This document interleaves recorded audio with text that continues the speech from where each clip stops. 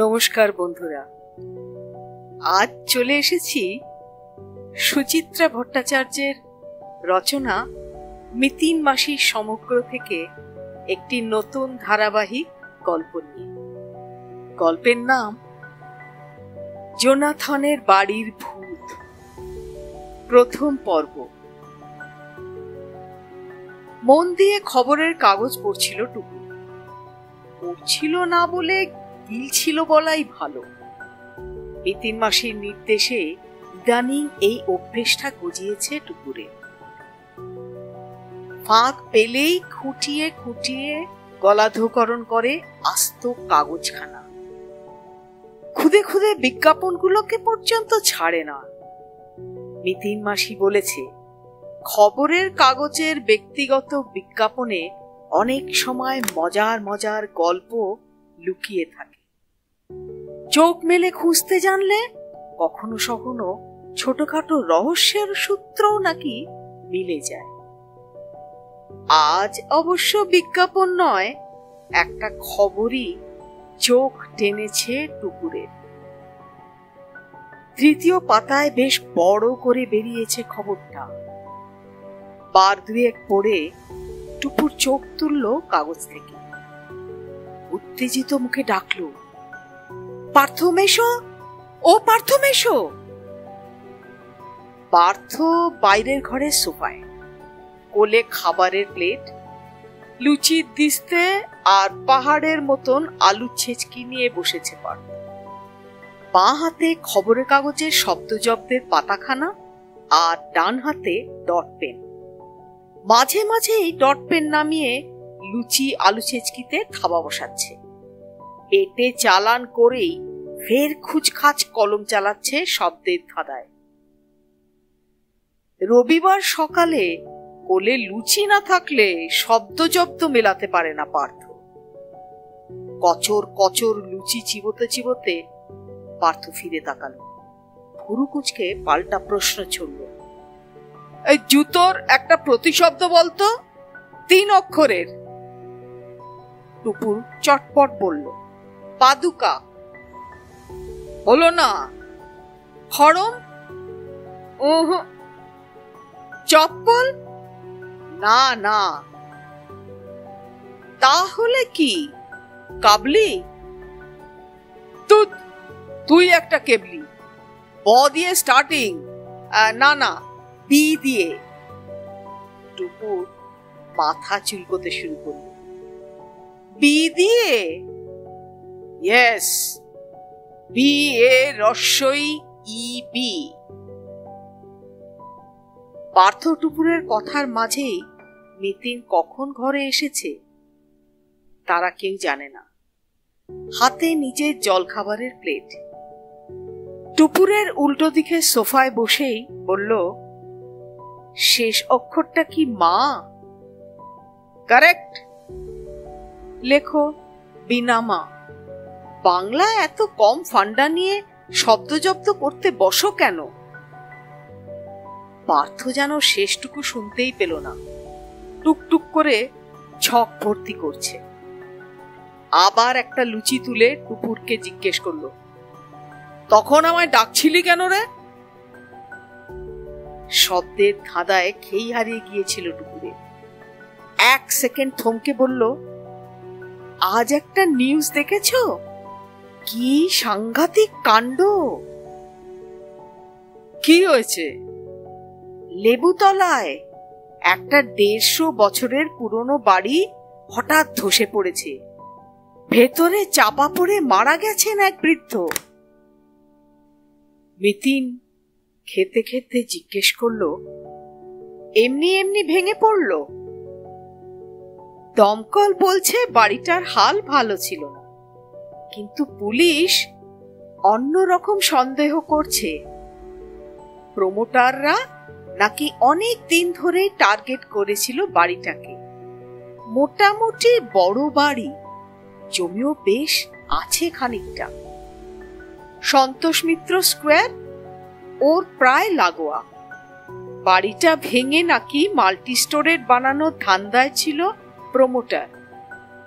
বৃদ্ধ ভদ্রলোককে মাঝে মাঝেই নাকি চাপ দিচ্ছিল। ভদ্রলোক একাই থাকতেন, প্রায় একাই। মধ্যবয়সী এক মহিলা ভদ্রলোকের দেখাশোনা করতেন। গত বছর ভদ্রলোকের স্ত্রী মারা গেছেন। 2 বোন, দুজনেই বিদেশে। মহিলা বেঁচে গেছেন। তার মুখ থেকেই প্রমোটার বৃত্তান্ত জানতে পেরেছে পুলিশ।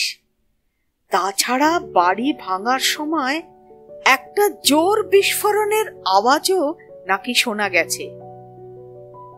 মুচিপাড়া থানা তো কাছেই, সেখান থেকেও নাকি শোনা গেছে আওয়াজটা। নিতিন ছোট্ট শ্বাস ফেলল। এই প্রমোটারদের উৎপাতে কলকাতায় আর কোনো পুরনো বাড়ি বোধহয় থাকবে না। কত সুন্দর সুন্দর স্থাপত্য এদের দৌলতে যে নিশ্চিহ্ন হয়ে গেল। অত আফসোস করার কিছু নেই। পুরনো না গেলে নতুন আসবে কি করে? তাছাড়া কলকাতায় যা বিপুল জনসমস্যা, সেখানে পেল্লায় একটা বাড়িতে মাত্র একজন মানুষ থাকবে, এটাই বা কেমন কথা? পার্থ তার মতামত ব্যক্ত করে সোফায় পা তুলে গুছিয়ে বসল। কাঁচা লঙ্কায় কুটুস করে কামড় দিয়ে বলল, ইনফ্যাক্ট লেবুতলা নামটার মধ্যেই একটা বাড়ি ভাঙার ইতিহাস জড়িয়ে আছে। যে সে বাড়ি নয়, একটা গির্জা। টুপুরের চোখ গোল গোল হলো। মানে? এখন যে জায়গাটাকে আমরা লেবুতলা বলি, I mean Santosh Mitra square অঞ্চলটা, ওখানে একসময় সেন্ট জেমস গির্জা ছিল। রাস্তাটার নাম ছিল সেন্ট জেমস স্ট্রিট। কলকাতার প্রথম বিশপ টমাস ফ্যান্স মিডলটনের উদ্যোগে বানানো হয়েছিল গির্জাটা। তখন ওই জায়গাটাকে কেরানি বাগান বলতো।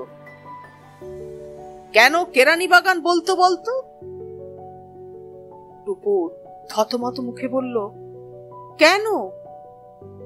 কারণ ওখানে ইস্ট ইন্ডিয়া কোম্পানির কেরানিরা বাস করত। তারা ছিল পর্তুগিজ। ওই কেরানি বাগানের আদি মালিক ছিলেন একজন পাঞ্জাবি শিখ, নাম হুজুরিমল। এই হুজুরিমল ছিলেন সিরাজউদ্দৌলার দরবারে আমির চাঁদের শালা। আমির চাঁদ মানে উমিচাঁদ। তা হুজুরিমল বউবাজারের বৈঠকখানায় একটা 55 বিঘের পুকুর কাটিয়েছিলেন। সেই পুকুর বুঝিয়েই কেরানি বাগান। পরে এই কেরানি বাগানেরই মালিক হন মিস্টার রবার্ট ল্যাজারাস দি অলিভিয়েরা।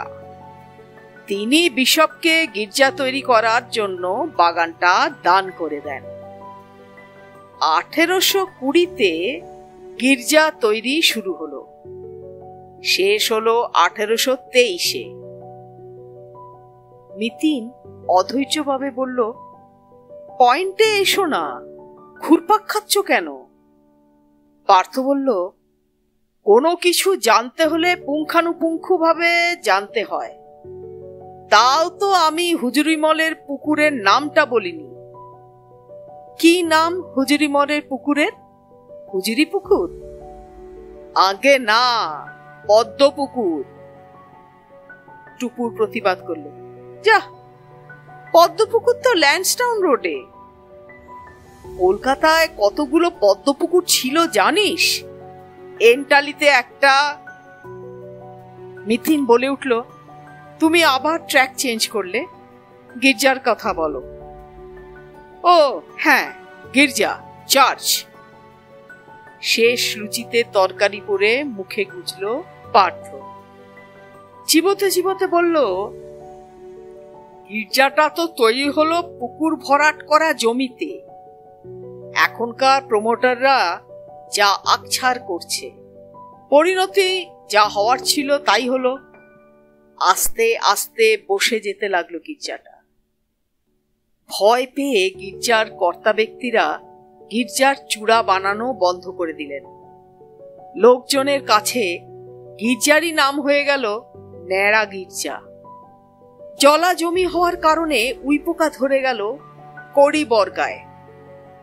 তৈরি হওয়ার মাত্র ৩৫ বছরের মধ্যে ১৮৫৮ অগস্টে বিকট শব্দ করে ভেঙে পড়ল গির্জার ছাদ। ব্যাস, গির্জাগণ। আরো আছে, তখন ওই গির্জার জন্য দান করা জমির একটা পোর্শন গির্জার কাছ থেকে কিনে নিয়েছিলেন রবার্ট ল্যাজারাসের নাতি মিস্টার এলিয়েট। বাকিটা কিনেছিলেন এক বাঙালি। তখন ওই জায়গাটা মোটেই ঘিঞ্জি ছিল না, বরং বলা যায় একেবারে বসতিহীন। ওই বাঙালি ভদ্রলোকই প্লট করে করে জমি বেচে এখানে লোকজন এনে বসান। জায়গাটায় প্রচুর লেবু গাছ ছিল, তাই নাম হয়ে গেল লেবুতলা বা নেবুতলা। কলকাতার লোক তো লকে বলতো ন, নুচি, নেবু, লঙ্কা, নেবুতলা। টুকুর বলল, ন্যাড়া গির্জার শেষে নেবুতলা? এ যে ছিল রুমাল হয়ে গেল বেড়াল। ওহ, রুমাল টু বেড়াল টু চশমা টু দাঁতের মাজন। তা সেই বাঙালি ভদ্রলোকের নাম কি ছিল? ইতিহাসের এটাই পরিহাস রে, পার্থ বলে উঠল। কত ইম্পর্টেন্ট লোকের নাম যে ইতিহাস মিস করে যায়। দেখি কোথাও যদি পাই তো নামটা তোকে বলে দেব। আয়েশ করে পার্থ একটা সিগারেট ধরালো, বলল, তা যা বলছিলাম, কলকাতার কত জায়গা যে কত ভাবে বদলেছে। টুকুর বলল, যেমন বেরিয়াল গ্রাউন্ড রোড থেকে পার্ক স্ট্রিট। পার্থ বলল, বেরিয়াল বা বেরিং, কিন্তু নামটা বদলে পার্ক স্ট্রিট বা হলো কেন বলতো? টুকুর বলল, ওই যে একটা পার্ক আছে ক্যামাক স্ট্রিটের মোড়ে। খেচু, এখন যাকে মিডলটন রো বলে, সেখানে লোরেটো হাউস দেখেছিস তো? ওটা ছিল আসলে স্যার ইলাইজা ইম্পের বাড়ি। ইলাইজা ইম্প কে ছিলেন নিশ্চয়ই বলতে হবে না। টুকুর গড়গড় করে বলল, ওয়ারেন হেস্টিং এর বন্ধু, সুপ্রিম কোর্টের প্রধান বিচারপতি। ইলাইজা ইম্পের সঙ্গে চক্রান্ত করেই তো ওয়ারেন হেস্টিং মহারাজা নন্দকুমারকে ফাঁসি দিয়েছিলেন। পরে দেশে ফিরে গিয়ে এর জন্য ইলাইজা ইম্পের সাজাও পেয়েছিলেন। শেষ জীবনটা খুব কষ্টে কেটেছিল ইম্পের। ব্রাভো! পার্থ চমৎকৃত হলো। ইতিহাসে তো তুই লেটার পাবি রে। তা এই ইলাইজা ইম্পের বাড়ির চারদিকে ছিল একটা বিশাল পার্ক। সেখানে হরিণ টরিণও থাকতো। লোকে বলতো ডিয়ার পার্ক। উঁচু পাঁচিল ঘেরা ওই পার্কটার জন্য কবরখানার রাস্তার নাম বদলে হয় পার্ক স্ট্রিট। তারপর ধর এখন বেলেঘাটায় যেখানে কমার্শিয়াল ট্যাক্সের অফিস, ঠিক ওইখানে ভিজিয়ানা গ্রামের মহারাজার প্রাসাদ ছিল। সেই প্রাসাদটারও ইতিহাস কম ইন্টারেস্টিং নয়। অরিজিনালি ওটা ছিল কালীপ্রসাদ দত্তের বাগান বাড়ি। তিনি বাড়িটি দান করেন এক মহিলাকে। সেই মহিলাকে বিয়ে করেন মুন্সিবাজারের মালিক মুন্সি আমির। তাদের বংশধর বাড়িটাকে বেচে দেয় ভিজিয়ানা গ্রামের রাজাকে। ওই বাড়ির ২-৩টে বাড়ি পরেই আছে মুন্সি আমিরের বংশধর শেখ নবাব হোসেনের বাগান বাড়ি। তুমি থামবে? মিতিন আর চুপ করে থাকতে পারল না। তুমি যে আজকাল মন দিয়ে কলকাতার ইতিহাস পড়ছো আমরা বেশ মালুম পাচ্ছি, কিন্তু এবারে যে তোমায় একটু গাত্রোত্থান করতে হয়। পার্থ বলল, কেন? বাজারে যাবে না? মেয়েটা মাসির বাড়ি বেড়াতে এসে শুধু জ্ঞান খেয়ে পেট ভরাবে? পার্থ তড়াক করে লাফিয়ে উঠল। কিরে টুপুর, আজ কি খাবি? চিকেন, মাটন, ইলিশ, চিংড়ি? টুপুর লজ্জা লজ্জা মুখে বলল, আনো না, যা হয় কিছু। তবে আজ চিংড়ির মালাইকারি হোক, আর কষা কষা মাটন হোক। রাঁধবো কিন্তু আমি, একেবারে নিজস্ব কায়দায়, মোগলাই ঘরানা। তোর মাসিকে বলে দে, সে যেন একদম নাক গলাতে না আসে। আমার ভারী বই গেছে। নিতিন এক গাল হাসল। ভালোই হলো, আজ তাহলে ঝাড়া হাত পা হয়ে ঘরদোরগুলো একটু গুছিয়ে ফেলি। টুপুর তো আছে, আমায় হেল্প করবে। নিতিন মাসির কোনো কাজে সহকারী হতে টুপুরের কণা মাত্র আপত্তি নেই। সে গোয়েন্দাগিরি হোক কি নিছক ঘরোয়া কাজ। সত্যি বলতে কি, এই জন্যই না গরমের ছুটি পড়তে না পড়তেই নিতিন মাসির বাড়ি চলে আসা। সর্বক্ষণ নিতিন মাসির গা ঘেঁষে থাকবে, প্রতি পদে কিছু না কিছু শিখবে। আর এর মধ্যেই যদি বেশ একটা কেস এসে পড়ে তো কথাই নেই, ছুটিটা সার্থক হয় টুকুরে। গত বছর সারান্ডা বেড়াতে গিয়ে দারুণ অভিজ্ঞতা হয়েছিল। সেই চোরা হাতি শিকারীকে ধরার কথা মনে পড়ল। টুকুরের এখনো গায়ে কাঁটা দেয়। এবছর অবশ্য বেরোনোর সম্ভাবনা নেই বললেই চলে। পার্থমেশ্বর প্রেসে হুট করে অনেক কাজ এসে গেছে। এখন পার্থমেশ্বর পক্ষে 2-3 দিনের জন্য কলকাতা ছাড়া অসম্ভব। আর টুপুরের বাবা তো এবছর বেজায় ব্যস্ত। ইউনিভার্সিটির হেড এক্সামিনার হয়েছে অবনী। রাশি রাশি দর্শনের খাতা সামলাচ্ছেন। পরীক্ষকদের বাড়িতে ডেকে ডেকে খাতা বিলি করছে। এখন তাকে কে নড়াবে? টুকুরের মার শরীরটা ভালো যাচ্ছে না। কোমরের হাঁটু ব্যথা বেশ বেড়েছে। গরমের ছুটিটা কলকাতায় কাটানো ছাড়া টুকুরের এবার আর কোনো উপায় নেই। পার্থ চা খেয়ে বেরিয়ে গেল বাজারে। মিতিনও কাজে নেমে পড়েছে টুপুরকে নিয়ে। বসার ঘরের জিনিসপত্র বেশি দিন একভাবে রাখা পছন্দ করে না মিতিন। তাতে নাকি একঘেয়েমি এসে যায়। মাসি বঞ্চি ধরাধরি করে ঘোরাচ্ছে সোফাগুলো। সোফা কভারগুলো খুলে ফেলল মিতিন। অন্য আর এক সেট লাগাবে। 3খানা পাতাবাহারের টব রাখা আছে বাইরের ঘরে, সেগুলোকেও ঠাঁই নাড়া করল। এখানে সেখানে বসিয়ে দেখছে মানাচ্ছে কিনা। কাজের মাঝেই ডোরবেল। দরজা খুলতেই হা হা রবে ঢুকে পড়ল বুমবুম, সঙ্গে ভারতী। এ বাড়িতে মাস 3 হলো কাজে ঢুকেছে ভারতী। ক্যানিং লাইনের হুটিয়ারি শরীফের মেয়ে। বয়স বছর 20। তেমন একটা চটপটে নয় বটে, তবে বুদ্ধি আছে। বেশ তাড়াতাড়ি শিখে নিচ্ছে কাজকর্ম। বুমবুমের সঙ্গেও তার মোটামুটি পটে গেছে।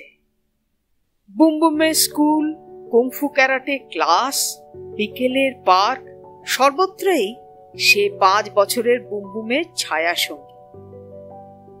বুমবুম হা হু করে কারাটে প্র্যাকটিস করে চলেছে। টুকু জিজ্ঞেস করল, কিরে, তোর না 9:30 অবধি ক্লাস? 9:15 মধ্যে চলে এলি যে? বুমবুম কিম্ভূত পোজ করে শূন্যে পা ছুড়ল। বলল, আজ আমায় তাড়াতাড়ি ছুটি দিয়ে দিল। সঙ্গে সঙ্গে ভারতী হাউমাউ করে উঠেছে। না গো বোন, মিছে কথা, ওকে তো আজ ক্লাস থেকে বের করে দিয়েছে। সে কি? কেন? হাত পা ছোড়া খেলতে খেলতে একটা ছেলের পেটে ক্যাত করে ঘুষি মেরে দিল। ও মা, তাই? মিতিনের ভুরু জোড়া হলো। কেন মেরেছো বুমবুম? মারিনি তো। বুমবুমের চটজলদি জবাব। কুংফু কারাটের সঙ্গে দীপকেও একটু বক্সিং শেখাচ্ছিলাম। দাঁড়াও, এবার আমি তোমায় ওঠবোস করা শেখাচ্ছি। শুনেই বুমবুম সামনে থেকে ধাঁ। তাকে পাকড়াও করতে পেছনে পেছনে ধাওয়া করেছে মিতি। টুপুর আর ভারতী ফিক ফিক করে হাসছে। তখনই ফোনটা বেজে উঠল। টুপুর গিয়ে রিসিভার তুলেছে। হ্যালো। ওপারে এক পুরুষ কণ্ঠ। এটা কি পার্থপ্রতিম মুখার্জির বাড়ি? হ্যাঁ, কিন্তু উনি তো নেই, এখন বেরিয়েছেন। কখন ফিরবেন? বাজারে গেছেন তো, আধ ঘন্টা 40 মিনিট দেরি হবে। ও, ফিরলে কিছু বলতে হবে? হ্যাঁ, মানে আমি একটু পরে ফোন করছি। আপনার নামটা জানতে পারি? উৎপল। একটুখানি থেমে রইল গলাটা, তারপর কেটে কেটে বলল, উৎপল ক্রিস্টোফার বিশ্বাস। আমি আর পার্থ একসঙ্গে কলেজে পড়তাম। ও আচ্ছা, আমি মেশোকে নিশ্চয়ই বলবো। ফোনটা রেখে দিতে যাচ্ছিল টুকু, ও প্রান্ত আবার বলে উঠল, আচ্ছা, পার্থর মিসেস কি বাড়ি আছেন? আই মিন, যার ডিটেকটিভ এজেন্সি আছে। হ্যাঁ হ্যাঁ, উনি আছেন। টুকু ছটপট বলে উঠল। ডেকে দেব? প্লিজ, যদি উনি খুব বিজি না থাকেন। 1 মিনিট ধরুন। রিসিভার সন্তর্পণে ক্রেডেলে নামিয়ে রাখলো টুকু। নিতিন মাসি তাকে শিখিয়েছে বাইরে থেকে ফোন এলে এভাবে নামিয়ে রাখতে হয়। এতে লাইনও কাটে না, এপারের কথা ওপারে শোনাও যায় না। ছুটে টুপুর পাশের ঘরে এলো। সেখানে চলছে এক আজব দৃশ্য।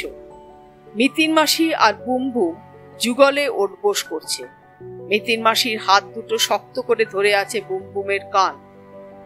অপমানে চোখ দিয়ে টপ টপ করে জল পড়ছে বুমবুমের।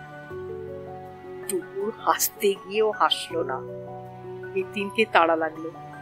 নিতিন মাসি, তোমার টেলিফোন। কে? মেশোর কলেজের এক ক্রিশ্চিয়ান সহপাঠী। তো আমি কি করব? বলেতে মেশো বাজারে গেছে। বলেছি, মেশো নেই শুনে তোমাকেই ডেকে দিতে বলল। মনে হলো দরকারটা তোমারই সঙ্গে। কি করে বুঝলি? ডিটেকটিভ এজেন্সি সংক্রান্ত উৎপলের প্রশ্নটা চেপে গেল। কায়দা করে বলল, ধরে নাও গেস। আমার 6 সেন্স বলছে। বটে, নিতিন বলে উঠল। বুমবুমকে মুক্তি দিয়ে ঘাম মুছতে মুছতে এসে রিসিভার উঠালো মিতি। শান্ত স্বরে বলল, বলুন, আমি পার্থর স্ত্রী বলছি। তারপরে মিতিনের একতরফা কথোপকথনই শোনা গেল। ও আচ্ছা, নমস্কার। কিন্তু পার্থ তো আমার সঙ্গে দেখা করবেন। কি হয়েছে, প্রবলেমটা বলুন। ও ঠিক আছে, চলে আসুন। আপনি কি বাড়ির ঠিকানা জানেন? হ্যাঁ হ্যাঁ, ঠাকুরিয়ায় 17-3 বাবুবাগান লেন, একতলায়। হ্যাঁ, ঢাকুরিয়া বাস স্ট্যান্ডের কাছেই। 11টা নাগাদ আসবেন। নো প্রবলেম, নমস্কার। ফোন রেখে একটুক্ষণ দাঁড়িয়ে রইল মিতি। অস্ফুট স্বরে বলল, গান বাজছিল, এলটন জন। টুপুর সায় দিল, হ্যাঁ হ্যাঁ, একটা ইংলিশ টিউন কানে আসছিল বটে। নিতিন বলল, যে সে গান নয়, সেই বিখ্যাত গান। প্রিন্সেস ডায়না মারা যাওয়ার পর এলটন জন যেটা কম্পোজ করেছিলেন। বলেই টুকুরকে প্রশ্ন, আর কিছু টের পেয়েছিস? কি বলতো? কুকুর আছে বাড়িতে, সম্ভবত ল্যাপটপ, ডাক শোনা যাচ্ছিল। তাই? কিন্তু ভদ্রলোক হঠাৎ তোমার কাছে আসছেন কেন? নিশ্চয়ই কোনো কারণ ঘটেছে। তুমি কি কোনো রহস্যের গন্ধ পাচ্ছ? নিতিন হেসে ফেলল। ওরে, ডিটেকটিভগিরি করি বলে কি সবই আন্দাজ করা যায়? তবে ভদ্রলোকের গলাটা একটু উদ্বিগ্ন লাগছিল। প্লাস ওই উৎপল নিশ্চয়ই তোর মেশোর প্রাণের বন্ধু নয়, সম্ভবত নিয়মিত যোগাযোগও নেই। তেমন হলে তো আমি চিন্তামি। এমন একজন খামোখা আমার সঙ্গে দেখা করতে চাইবেই বা কেন? সমস্যা একটা হয়েছে তো বটে। তার মানে ডাল মে কুছ কালা হ্যায়। দাঁড়া, আগে ডালটাকে দেখি, তবে না বুঝবো। টুপুরের মনটা নেচে উঠল। গরমের ছুটিটা এবার তাহলে পুরোপুরি বিফলে নাও যেতে পারে। বেড়ালের ভাগ্যে শিকে ছিঁড়তেও পারে। এর পরের অংশ দ্বিতীয় পর্বে। বন্ধুরা, এই চ্যানেলের গল্প যদি ভালো লেগে থাকে, আমার অনুরোধ রইল যদি সাবস্ক্রাইব করে তারপর শোনেন। কারণ এই চ্যানেল সাবস্ক্রাইব করলে অনেকটাই সাপোর্ট হয় আমাদের জন্য। আর আপনারা শুনলে, ভালো লাগলে তবেই তো সার্থকতা। একটা লাইক দেবেন, তার জন্য আগে থেকেই আপনাদের অনেক ধন্যবাদ জানিয়ে রাখলাম। Thank you.